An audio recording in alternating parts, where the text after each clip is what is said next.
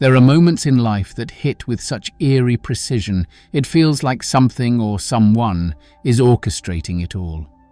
A number shows up again. A person calls the moment you think of them. A sign appears when you need it most. You didn't imagine it. You didn't manifest it. You tuned in. But here's the uncomfortable truth. You've been trained to shut it all down. From the moment you could feel the invisible, you were taught to dismiss it. Schools called it imagination. Science called it cognitive bias. Society called it coincidence. And yet mystics, physicists and visionaries, Jung, Tesla, even Einstein hinted at something deeper. A hidden order, a meaningful pattern, a universal language most people are too distracted to hear. This video isn't about wishful thinking or new age fluff. It's about decoding synchronicities, what they are, why they happen, and how your brain, your frequency, and possibly the fabric of reality itself are conspiring to wake you up. This is not a coincidence. You're here because you're ready to remember. You weren't born blind to synchronicities. As children, most of us had an unfiltered connection to the world. We felt things, we noticed patterns, we made strange associations that somehow made perfect sense to us.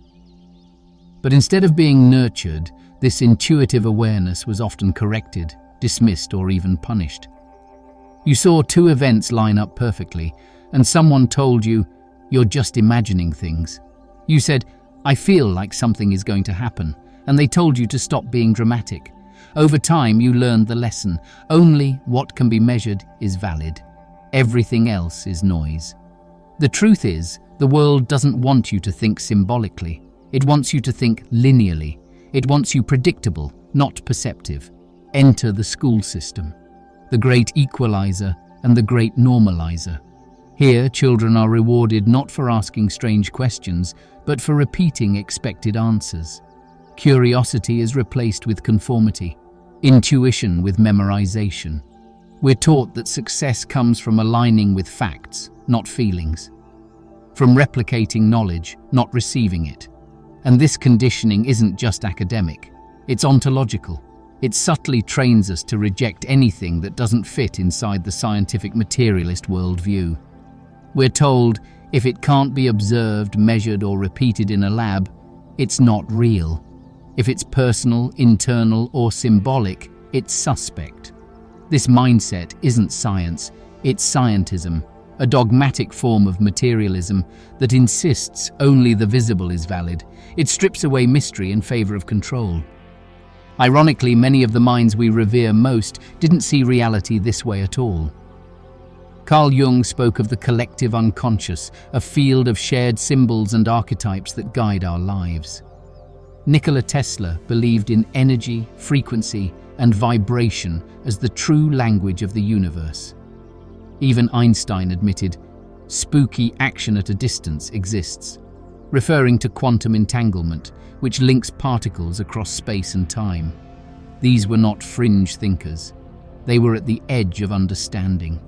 And what they saw again and again was that meaning isn't just subjective, it's fundamental. But here's the catch. If people remembered this, if they remembered their intuitive capacity, they'd be much harder to manipulate. They wouldn't need to outsource authority. They wouldn't be as easy to control. They'd be aligned with something deeper than rules, roles, or routines. So society did the only thing it could. It taught you to forget. It's tempting to think of synchronicities as mystical flukes, oddities of perception, pleasant accidents of the mind.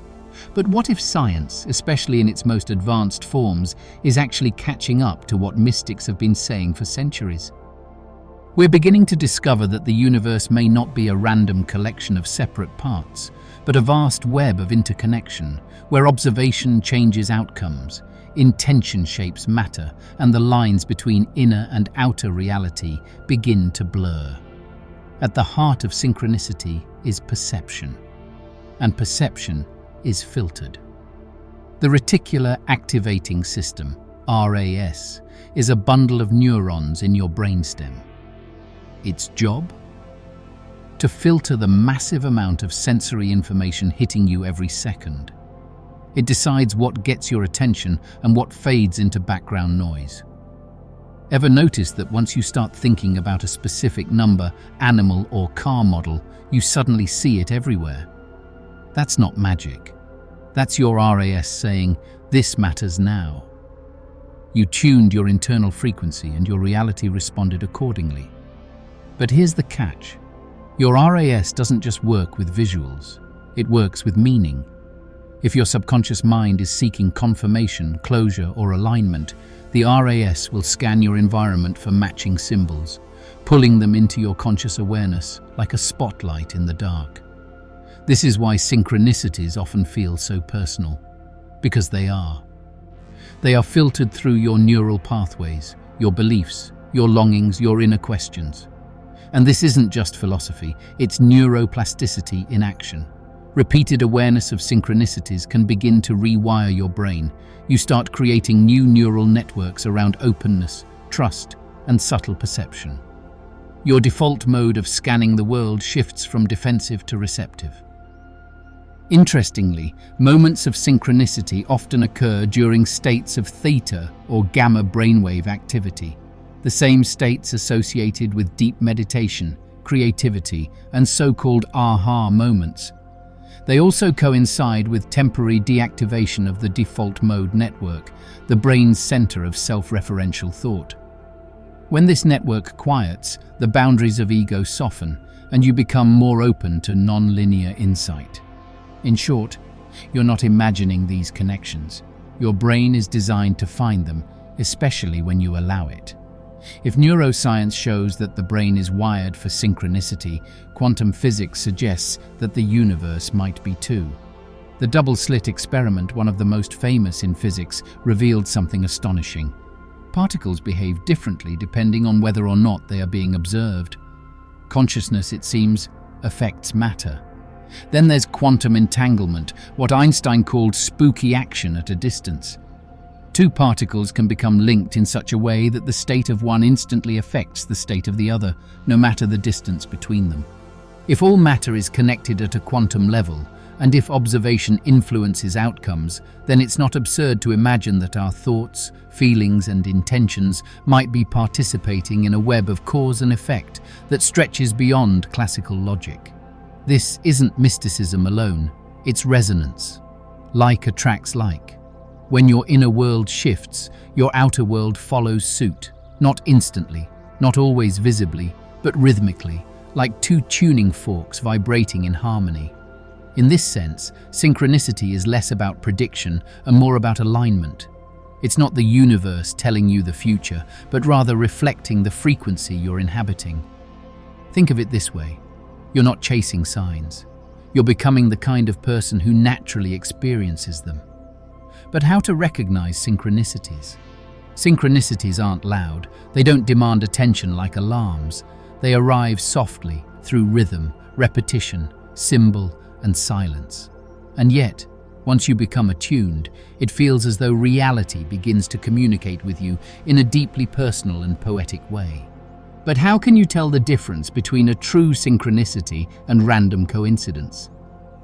One of the hallmarks of a genuine synchronicity is that it defies statistical comfort. It's not just that something unlikely happened.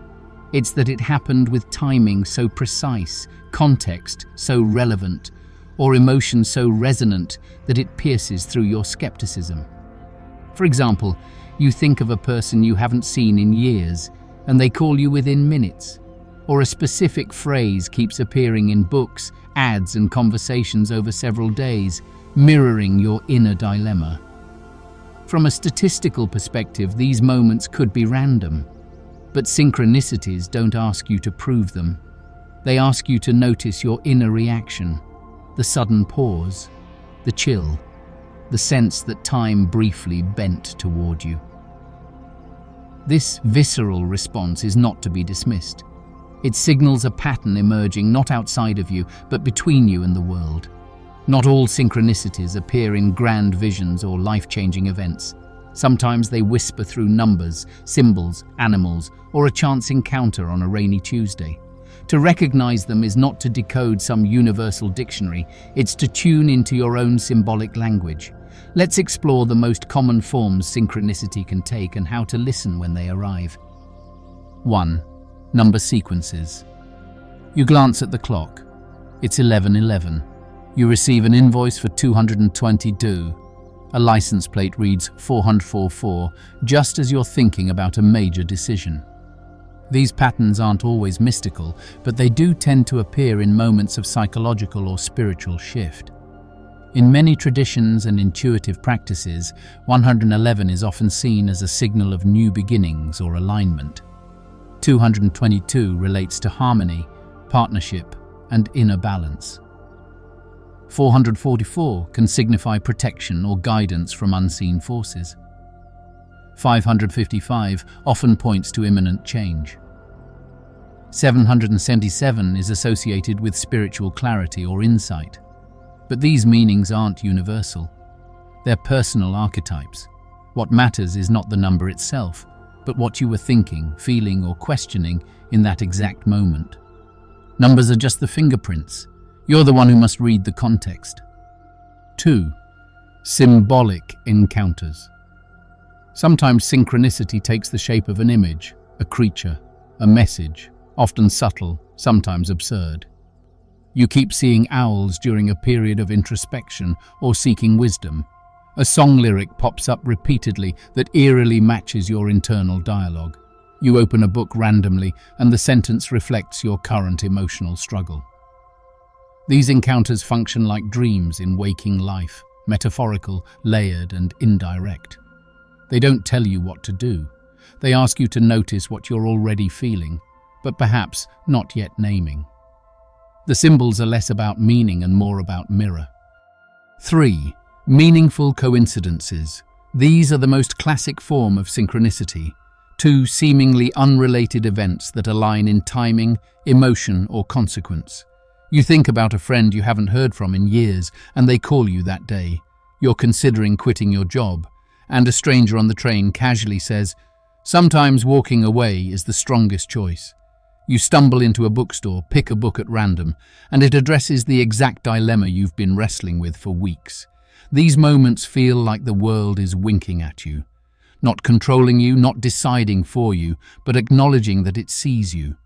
They carry what Jung called numinosity, a sacred charge that sets them apart from mere accidents. 4. Dream echoes. You dream of an event, person, or symbol only to encounter it the next day. This is not prophecy. It's resonance. Dreams prepare the psyche to receive information that the conscious mind isn't ready for. When those dreams later echo in waking life, it may be a signal to pay attention. Ask yourself, what emotion did the dream evoke? What inner part of me was that symbol speaking to? These are not predictions. They're reflections of your inner myth surfacing into the outer world. 5. Overheard truths. Sometimes you hear a conversation you weren't meant to hear, but it delivers exactly the message you needed. It could be a sentence on a podcast, a line in a film, a phrase uttered by two strangers as you walk by.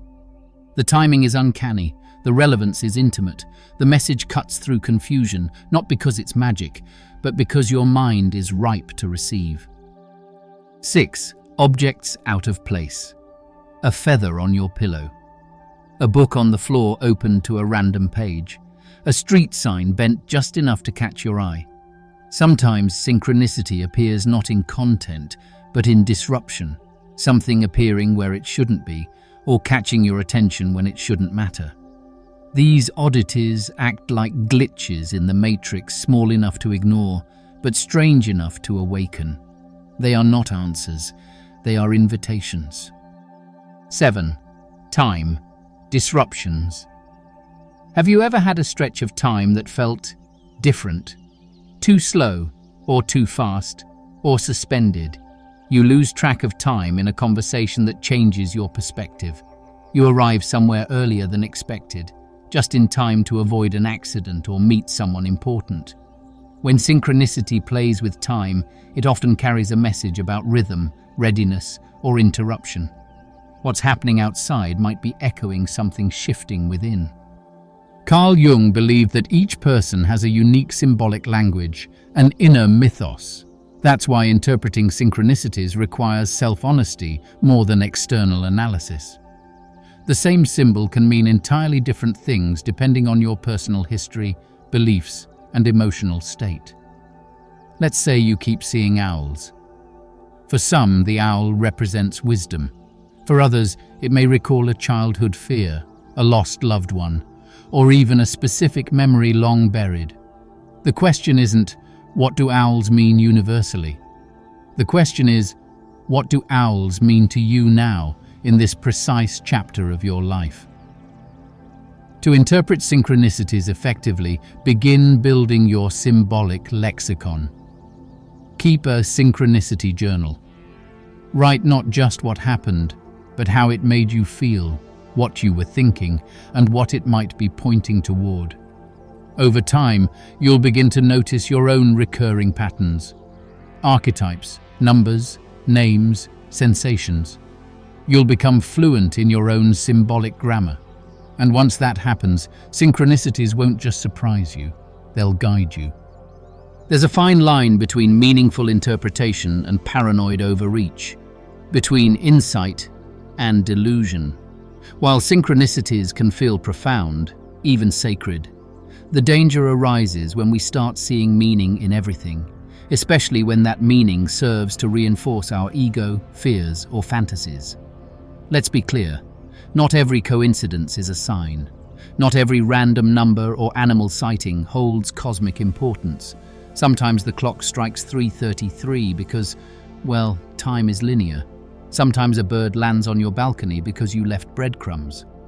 The challenge is not to believe in signs, but to remain skeptical enough to ask, am I interpreting this because it's real or because I want it to be real? Humans are wired to seek patterns. It's how we survived predators, predicted seasons, and told stories around fires. But that same instinct, when unchecked, can lead us down strange roads. We begin cherry-picking data, noticing the times something aligns, while ignoring the dozen times it doesn't. This is known as confirmation bias, and in the realm of synchronicity, it can masquerade as intuition. You want to believe a relationship is fated, so you notice matching birthdays, shared dreams, and signs in songs. But when things fall apart, you realize the patterns were there, but so were the red flags. You just filtered them out. But that mindset, when taken too far, can lead to paralysis.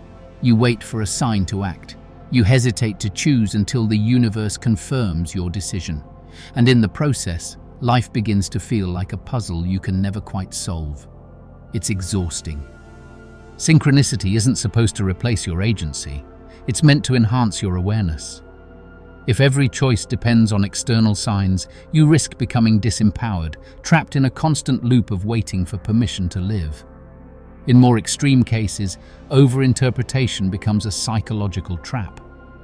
Jung himself warned that an obsession with synchronicity, especially without grounded reflection, can trigger inflated ego states or delusional thinking.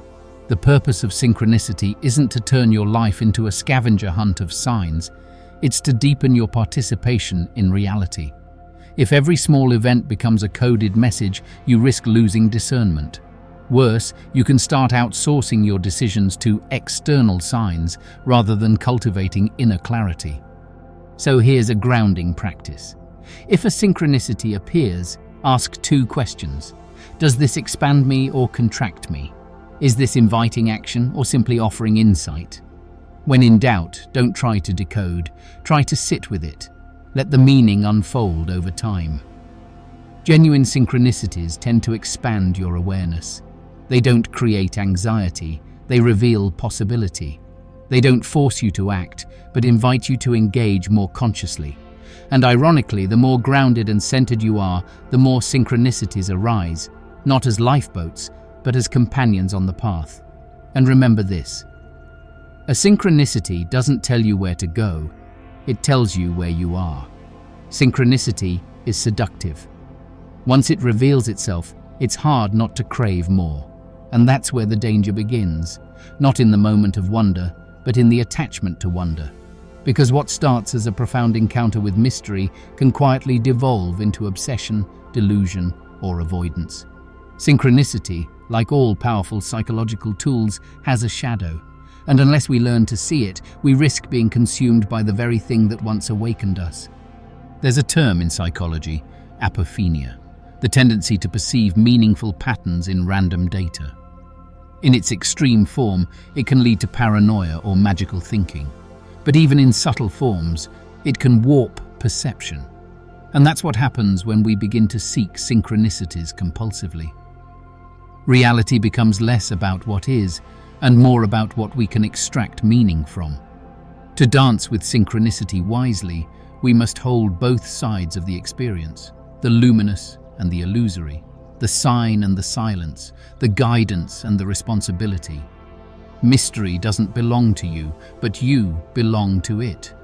And your work is not to master it, but to move in rhythm with it, with humility, awareness, and an open hand. We often encounter synchronicity when we least expect it, during quiet walks, sleepless nights, heartbreaks, or sudden awakenings. But can we invite it? Can we create the conditions for the extraordinary to slip into the ordinary? Yes, but not by force. Synchronicity is not a coin you drop into a cosmic vending machine. It's not something you summon by wishing harder. It responds not to desperation, but to alignment. Let's explore how. A. Attention is the gateway. Synchronicity begins with attention. Not frantic attention, but subtle, sustained awareness. In a world flooded with distractions, we're trained to skim the surface. But synchronicity requires depth. It hides in details. It whispers through nuance. So the first invitation is to slow down. Listen more than you speak. Watch more than you interpret. The moment you become truly present, the membrane between the visible and the invisible thins, and what once seemed random begins to shimmer with possibility. But this isn't about seeing signs everywhere. It's about seeing everything more clearly. B. Let go of outcome. Hold on to curiosity. Here's the paradox.